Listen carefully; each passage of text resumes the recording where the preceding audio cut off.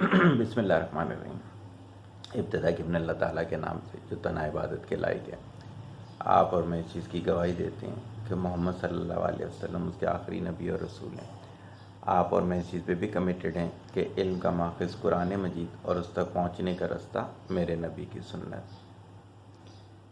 آج کا ویلاگ جو ہے وہ عامر لیاقت صاحب کے بارے میں چند الفاظ بولنے کے لیے میں نے بنانا ہے۔ میں بہت عرصے سے ان کو جانتا ہوں، یعنی میڈیا پہ آنے سے پہلے سے، کیونکہ ان کے جو بھائی ہیں وہ میرے جو ایڈوکیٹ بھائی ہیں ان کے ساتھ وہاں پر ہوتے ہیں، تو میں ان کو جانتا تھا۔ لیکن میں ان کے لیے کب سے اچھی سوچ رکھنا شروع کی وہ بتاتا ہوں، اور کیا اچھی سوچ رکھی کہ شاید پرویز مشرف صاحب کا دور تھا، اگر میں غلطی پہ نہیں ہوں تو حضور اکرم صلی اللہ علیہ وسلم کے شان میں گستاخانہ خاکے بنائے گئے، تو ہماری گورنمنٹ جو ہے وہ کوئی بہت اچھا رسپانس نہیں دے سکی۔ تو یہ جو تھے یہ اس وقت وزارت میں تھے دینی امور کی، تو عامر لیاقت صاحب نے وہ یہ کہہ کے وزارت چھوڑ دی تھی کہ اگر ہم بہت اچھا رسپانس نہیں دے سکتے اس پہ تو مجھے یہ وزارت رکھنے کا کوئی حق حاصل نہیں ہے۔ مجھے یہ بات اتنی بھائی ان کی ان دنوں، میں پڑھایا کرتا تھا اس دور میں، تو میں نے اپنے ایون اسٹوڈنٹ سے بھی کہا اور اپنے ارد گرد لوگوں سے بھی کہا کہ آج کے بعد جب بھی میں عامر لیاقت صاحب سے ملاقات کروں گا تو میں ان کے قدموں میں بیٹھوں گا، اس لیے کہ حضرت صلی اللہ علیہ وسلم کی خاطر جس نے یہ سٹیپ لیا، یقیناً میرا یہی ان کے قدموں میں بیٹھنا ہی بنتا ہے۔ وقت گزرتا رہا، سوچ بدلتی رہی، ان کی معاملات ان کے تبدیل ہوتے رہے۔ پھر میڈیا پہ وہ کچھ دیکھا کہ جو نہیں ہونا چاہیے تھا، بہت کچھ سوشل میڈیا پہ دیکھا جو نہیں ہونا چاہیے تھا، وہاں ان کے کردار کی کمزوری نظر آئی۔ بہت سے لوگ جو میرے ارد گرد تھے وہ کہتے تھے اب آپ کا کیا خیال ہے؟ میں نے کہا جی میری اپنی بات اپنی جگہ پر ہے، اور جو غلط چیزیں ہیں میں اس کو غلط ہی کہوں گا، میں اس پہ کوئی ایسی بات نہیں کروں گا۔ میں سم ٹوٹل کروں اگر اس بات کو کہ کیا رہا یہ تمام سلسلہ، دیکھیں جب بھی علم کی دعا کریں، جب بھی پیسے کی دعا کریں تو دعا کریں کہ اللہ اسے سنبھالنے کی بھی توفیق عطا فرمائے۔ دعا کریں کہ وہ ایمان کو بڑھانے کے لیے ہمارے پاس آئے، چاہے عزت ہو، پیسہ ہو، رتبہ ہو۔ اللہ تعالیٰ نے بہت کچھ دیا ان کو۔ آخری کچھ فیصلے بہت ہی غلط ہوئے، کہتے ہیں کہ بہت زیادہ ڈپریشن میں چلے گئے تھے یہ۔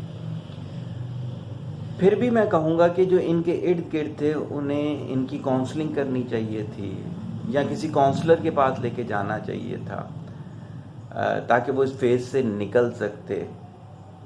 علامہ کوکب اکاڑوی رحمۃ اللہ علیہ کے میں بیان سن رہا تھا، کہتے ہیں جب پہلی سے بیوی سے نے خلا لی تھی جب، تو اس وقت میں نے ان کو منانے کی کوشش کی تھی لیکن یہ نہیں مانتے، بہت آگے تک جا چکے تھے۔ اس کا مطلب ہے کچھ لوگ تو درمیان میں ایسے تھے جو انہیں سمجھانے کی کوشش کرتے تھے، لیکن کیا ہوتا ہے کہ یاد ہوگا میرے لیکچر میں، برین کے کچھ فلٹر ایسے بن جاتے ہیں کہ ہم ریجڈ ہو جاتے ہیں، اور پھر ایسا بھی ہو جاتا ہے کبھی کبھار۔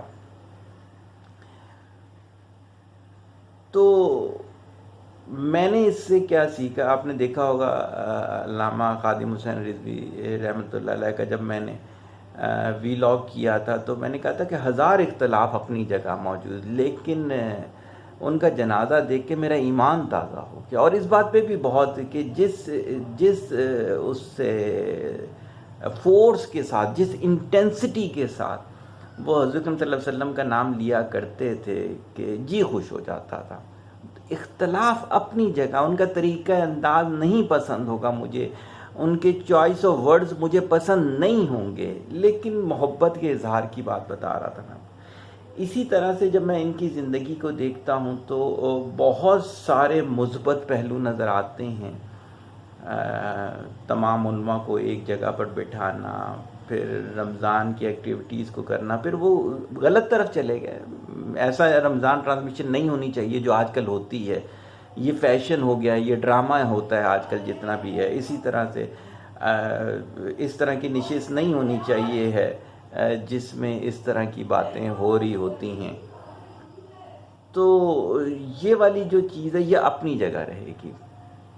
بقیہ میں دیکھ رہا تھا کہ سوشل میڈیا پہ ان سے متعلق جس طرح کی خرافات بولی جا رہی ہیں، دیکھیں جانے والے کو ہمیشہ اچھے لفظوں سے یاد کیا کریں۔